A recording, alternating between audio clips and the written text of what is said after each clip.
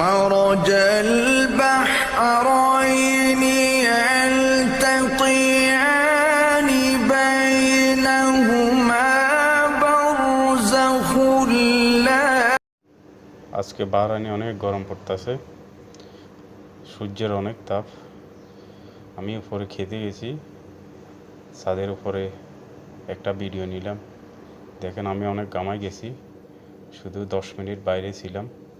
কি অবস্থা! আমার পিছনে দেখেন পুরো কুয়াশার মতো হয়ে গেছে। গরমের কি তাপ, অনেক তাপ। বিশেষ করে মধ্যপ্রাচ্যের প্রবাসীরা অনেক কষ্ট করে, অনেকে কষ্ট করে এই রোদের মধ্যে টাকা ইনকাম করে।